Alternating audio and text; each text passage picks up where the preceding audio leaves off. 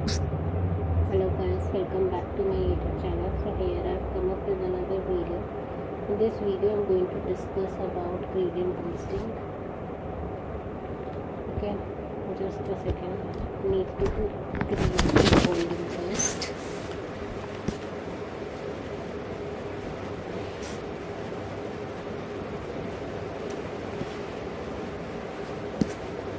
Just a second guys.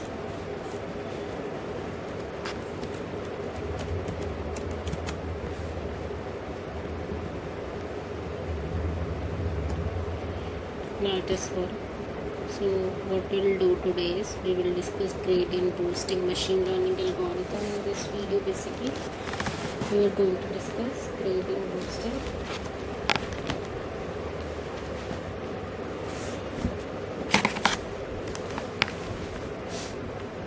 In this video we are going to discuss gradient boosting machine learning algorithm. This is also an ensemble technique, boosting technique, and an algorithm. Okay. So what we are going to do here is, let's say we have a data set in which we have columns like experience, degree, and salary.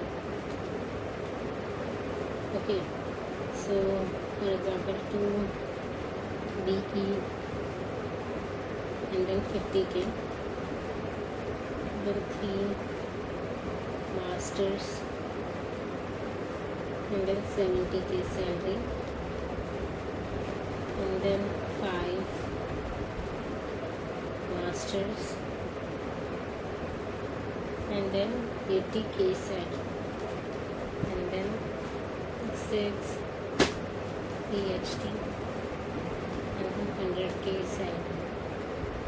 Okay, so let's say we have a data set like this in which a 3-column experience, degree and salary, and we want to apply gradient boosting algorithm in this. So how we'll do that? So in the first step we will create a base model. What we'll do is we will create a base model. Let me go to step 1. In step 1 we will create a base model. Okay, अब हमारी कोई भी barrel boosting algorithm, random forest, एडा boost या given boost होगा, सब में मेरा बेस मॉडल डिसीजन ट्री रहता है. सो लेट्स से यहाँ पर हमने अपना बेस मॉडल बनाया, तो इसमें अपना इनपुट देंगे. इनपुट में क्या देंगे हम? एक्सपीरियंस और डिग्री का जो कॉलम है,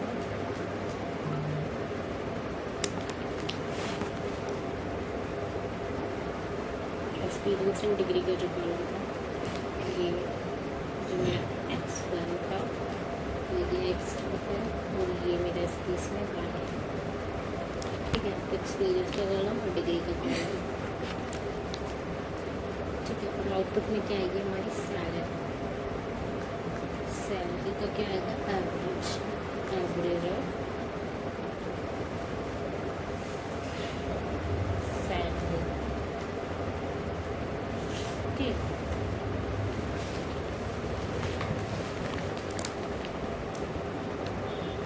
लेट्स से कि इसका एवरेज कंप्यूट करके आया है हमारा.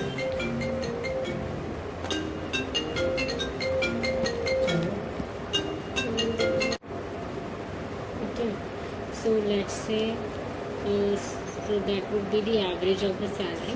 So average आया लाइक सैलरी का मेरा. लेट्स से हमने इसका एवरेज कंप्यूट किया, विच इज़ 50 + 70 + 80 + 100 डिवाइडेड बाय 4. सो ये आया मेरा 75. Okay, so average of salary. तो ये मेरा आउटपुट आएगा इसका 75K. अब सेकेंड स्टेप में क्या करना है हमें ना, बेस मॉडल जो भी इनपुट लेगा उसके बाद उसका आउटपुट आएगा average.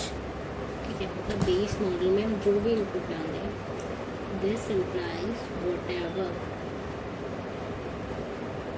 input we will given base model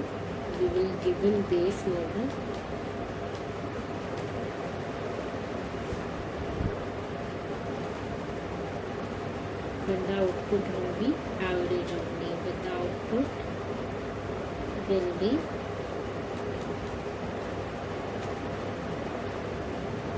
average only, right? हम आते हैं सेकेंड स्टेप पे। स्टेप 2 में क्या करना है हमें? स्टेप 2 में will compute the residuals. Residual क्या होगा मेरा? y minus Y head, where y head is the output of the base model. Output of the base model क्या है मेरा? एवरेज। कंप्यूट रेसिडुअल्स, थोड़ा छोटा लिखती हूँ इस बार, कंप्यूट रेसिडुअल्स। ओके, रेसिडुअल्स होता है क्या है मेरा? ये मेरा होता है y minus Y head. Okay, so जिसमें कि मेरा y हेड होता है मेरा output of the base model, output of the base model. Okay, so जैसे कि लाइक मैं आपको पहले वाला एक बार, पहले वाला I will show you first, I show you first page. Okay, तो इसमें मेरा ये सैलरी का कॉलम था, उसके बाद मैं रेसिड्यूल का कॉलम भी बनाऊंगी। इसमें रेसिड्यूल का कॉलम बनाऊंगी R1 जो कि होगा मेरा y माइनस वाई, यानी कि 50 minus 75, so that would be minus 25k। After that 70 minus 75, so that would be minus 5। Okay, and उसके बाद प्लस 5, एंड उसके बाद 25।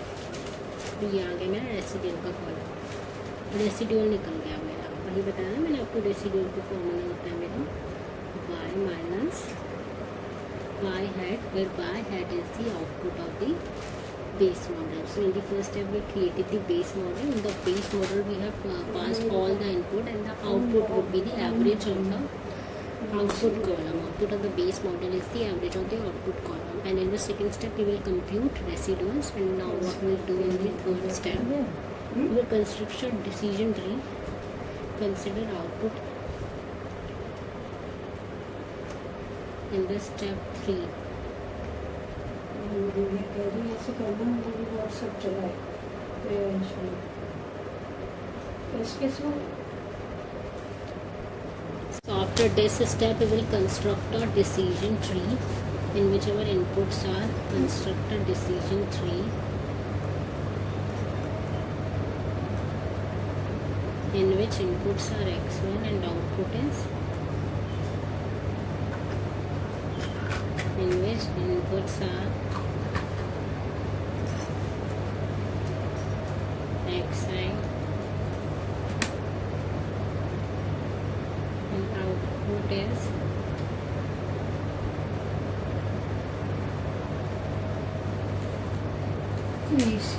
R1। ठीक है, इनपुट्स क्या है मेरे? x1 x i है, जितने मेरे थे x1 x2। सो बेसिकली ये तो मेरा था ही था, मेरा बेस मॉडल से आउटपुट जो आया था 75 एवरेज। उसके बाद we have created one decision tree, और ये स्टम्प नहीं होगा, ये बिल्कुल एंड तक ही फ्लोर तक स्प्रेड होगा। Okay, like this.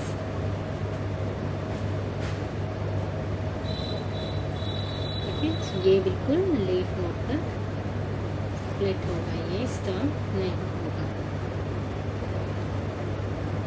ठीक है, सो इससे भी कुछ आउटपुट प्रेडिक्ट होगा। सो लेट से हमने उसका नाम दे दिया R2। ठीक है, इस डिसीजन ट्री से जो आउटपुट प्रेडिक्ट होगा, सिर्फ डिसीजन ट्री से, तो ये पूरा आउटपुट हमारा क्या होगा? Complete output would be this 75 plus output of this decision tree, output of this decision tree, which is, let's say we have named it R2, output of this decision tree जिसका हमने नाम रख दिया है R2। ठीक है, तो let's say इस decision tree का आउटपुट कुछ ऐसे आया, लाइक R2 आया हमारा कुछ ऐसे, माइनस की वैल्यूज है, इससे हमारी सैलरी है -23, -3, 3 और 20। ठीक है, और इसका टोटल आउटपुट का हमारी एक्चुअल वैल्यू y थी, उसको हम y हेड प्रेडिक्टेड उससे डोनेट करेंगे। ठीक है, बट एक हमारे पास दिक्कत आएगी जब मैं वाई हेड कैलकुलेट करूँगी ना, तो एक दिक्कत आएगी। अभी देखेंगे आप वाई हेड, ये तो मेरा अभी प्रिडिक्टेड वाला है बस डिसीजन ट्री का, पर एक्चुअल मेरे को फाइनल में तो वाई हेड निकालना है ना। फिर कंप्यूट द वाई हेड, तो क्या आएगा मेरा फॉर लाइक रो 1 अगर मैं देखूँ, अगर मैं उसके लिए वाई हेड निकालूँ, so that would be 75 minus 23, सो ये क्या आया 52। ठीक है, तो ये क्या आया मेरा 52 आ रहा है। ठीक है, 52 इज अप्रॉक्सीमेटली इक्वल्स टू 50। सो इतना क्लियर आउटपुट तो नहीं आ सकता ना, सो इतना मैचिंग आउटपुट तो नहीं आ सकता। फर्स्ट ही मॉडल से हमें मैचिंग आउटपुट मिल जाए, so it is not possible. So basically this process of calculating y hat, which is 75, which is the output of base model plus output of decision tree, is causing us with one issue of overfitting. So this is causing the issue of overfitting. This is causing an issue of overfitting. Okay.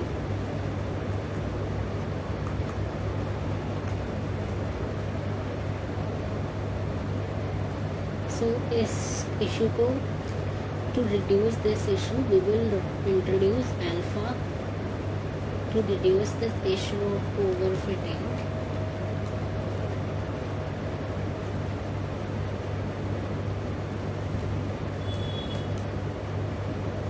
We will introduce alpha,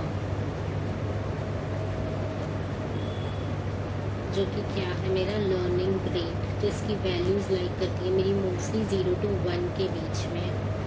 ठीक है, introduce alpha in the formula of y head.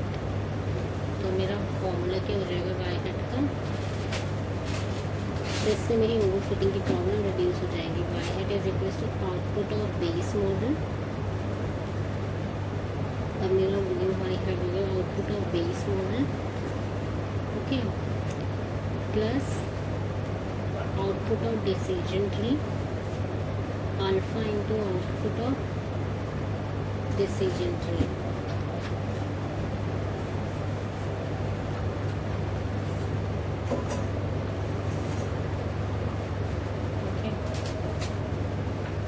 So alpha की value मैंने कहा था ना like करती है between 0 to 1, तो let's say alpha is equals to 0.001. So let's say alpha is equals to 0.01. Okay.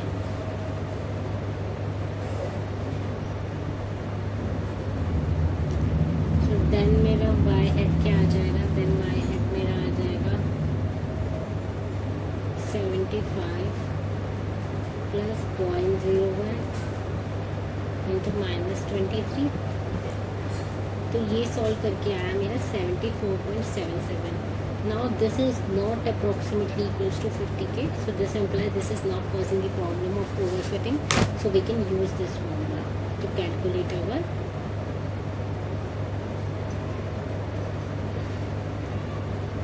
y hat. ठीक है, इसका यूज़ करके अब हम अपने y hat को कैलकुलेट कर सकते हैं। ठीक है, सो इस हिसाब से चलता है मेरा। सो वाई हेड अब मेरा अब आएगा, पहले उस वाले फॉर्मूले से मैं वाई हेड कैलकुलेट नहीं कर सकती थी, अब मेरा वाई हेड आया है -74.77, 74.77, ऐसे यहाँ पे वैल्यूज आएंगे। ठीक है, अब देखिए किस तरीके से चल रही है मेरी hosting algorithm. First of all अगर मैं ओवरव्यू लिख देती हूँ इसका, थोड़ा आपको कंफ्यूजन ना हो, इसका ओवरव्यू क्या है। अभी तक हमने क्या किया, overview x1 and x2 and y were given to us, ये हमें गिवन है।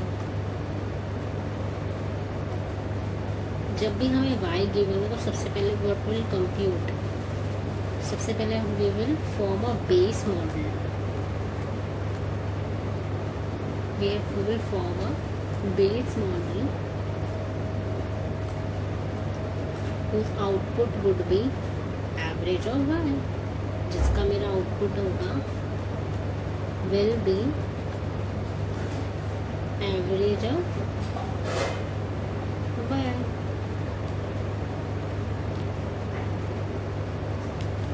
इसका आउटपुट होगा मेरा average of y.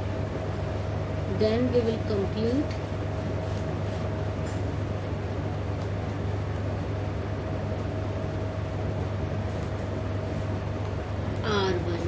जो कि क्या होगा मेरा y minus output of base model, y minus output of base model. Okay, यानी कि एवरेज.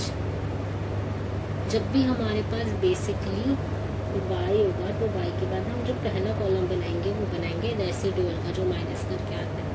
उसके बाद then we will form a decision tree and take out its out and find its output individually. Output individually. दूध लोगी? हाँ, लोटे कर रख दूँ बस. कच्चा है. इसका आउटपुट निकालेंगे हम इंडिविजुअली. ठीक है, उसके बाद मेरा R1 निकल गया. बेसिकली डिसीजन ट्री के आउटपुट को हम लोग कह देंगे R2. ठीक है, फिर डिसीजन उसके बाद जो हमारा, उसके बाद हम कैलकुलेट करेंगे मेरा y हैट. ठीक है, जो कि क्या होगा मेरा output of base model, output of base model plus alpha into out plus alpha into R2. ठीक है, तो ये मेरा y हैट आ गया. जब भी मेरे पास, अब उसके बाद फिर से एक प्रोसेस रिपीट होता है. मेरे पास y आ गया. अब फिर से हम then we will compute R3, R1 R2 तक हमने ले लिए थे. Then we will compute R3. अब ये R3 क्या होगा मेरा y माइनस ये जो मेरा y हैट का कॉलम, ये वाला जो है ना, ये होगा मेरा R3. फिर से मेरे पास R3 आ गया, रेसिड्यूल आ गया. बेस मॉडल हम हमेशा बस एक बार बनाते हैं. फिर से then again we will create a decision tree. Again we will create a then again we will create a decision tree. उसके बाद हम फिर से डिसीजन ट्री बनाएंगे. फिर से वही प्रोसेस चलेगा. डिसीजन ट्री का आउटपुट लेट से R4 आ गया. फिर उसके बाद मेरा फिर से y हैट कंप्यूट होगा. तो इस तरीके से मेरा प्रोसेस चलेगा बेसिकली. ठीक है, लेट से जैसे कि मान लो मेरा दूसरा बन गया. पहला ये मेरा बेस मॉडल था. ठीक है, उसके बाद मेरा यहाँ पे डिसीजन ट्री बना. ठीक है, DT1. ठीक है, ठीक है, इसमें मेरे x1 और x2 x1 टूट गए थे. इसका आउटपुट आया था मेरा डिसीजन ट्री का इंडिविजुअली आउटपुट मेरा R1 था. इसका टोटल आउटपुट मेरा, ठीक है, डिसीजन ट्री का आउटपुट जो था वो मेरा R1 था.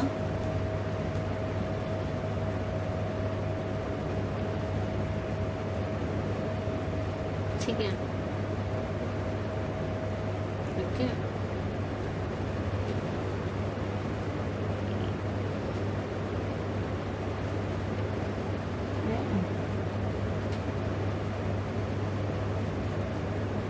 सबसे पहले हमारे पास बेस मॉडल होता है. बेस मॉडल के बाद हमारा जो फर्स्ट कॉलम बनता है जो वो मेरा R1 का बनता है, which is y minus average. उसके बाद डिसीजन ट्री के आउटपुट को मैं R2 कहूँगी. R2 ही था डिसीजन ट्री का आउटपुट.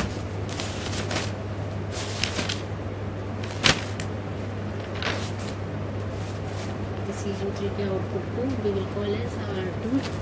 ठीक है, उसके बाद ये मेरा बन गया y हैट. उसके बाद जस्ट अ सेकेंड,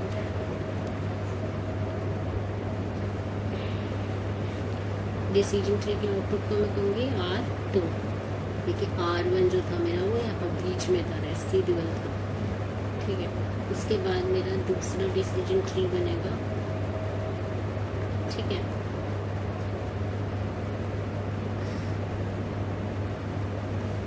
ये तो मेरा पूरा आ गया था वाई, ये मेरा आ गया था वाई हेड मेरा न्यू वाला।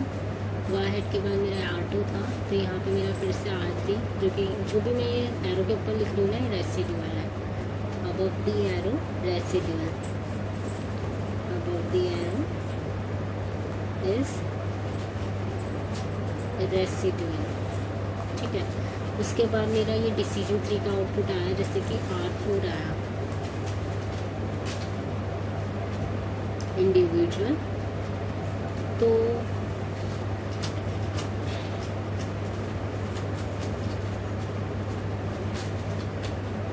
बेसिकली मेरा वाई हेड का फंक्शन जो है वो चेंज हो जाएगा। पहले मेरा बस इतने में वाई हेड आ रहा था, अब मेरा आएगा वाई हेड ऐसे कंप्लीट होगा। नाउ मेरा वाई हेड कैसे डिफाइन होगा, 75 दूध प्लस ले लो ना, अल्फा 1 दूध ले लो ना। R2, ओके, नहीं प्लस यार, बड़ा अच्छा लगा मंदिर, अल्फा 2 इंटू लेकिन कई दिन से सोच रही थी। अल्फा।